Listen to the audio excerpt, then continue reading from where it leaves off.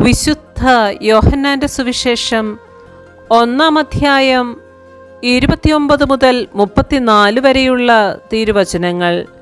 ദൈവത്തിൻ്റെ കുഞ്ഞാട്. അടുത്ത ദിവസം യേശു തൻ്റെ അടുത്തേക്ക് വരുന്നത് കണ്ട് അവൻ പറഞ്ഞു, ഇതാ ലോകത്തിൻ്റെ പാപം നീക്കുന്ന ദൈവത്തിൻ്റെ കുഞ്ഞാട്. എൻ്റെ പിന്നാലെ വരുന്നവൻ എന്നേക്കാൾ വലിയവനാണെന്ന് ഞാൻ പറഞ്ഞത് ഇവനെപ്പറ്റിയാണ്. കാരണം എനിക്ക് മുൻപ് തന്നെ ഇവനുണ്ടായിരുന്നു, ഞാനും ഇവനെ അറിഞ്ഞിരുന്നില്ല.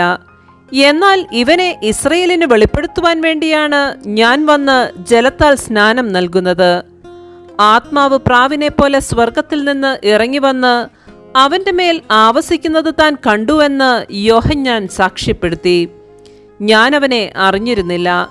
എന്നാൽ ജലം കൊണ്ട് സ്നാനം നൽകാൻ എന്നെ അയച്ചവൻ എന്നോട് പറഞ്ഞിരുന്നു, ആത്മാവ് ഇറങ്ങി വന്ന് ആരുടെ മേൽ ആവസിക്കുന്നത് നീ കാണുന്നുവോ, അവനാണ് പരിശുദ്ധാത്മാവ് കൊണ്ട് സ്നാനം നൽകുന്നവൻ.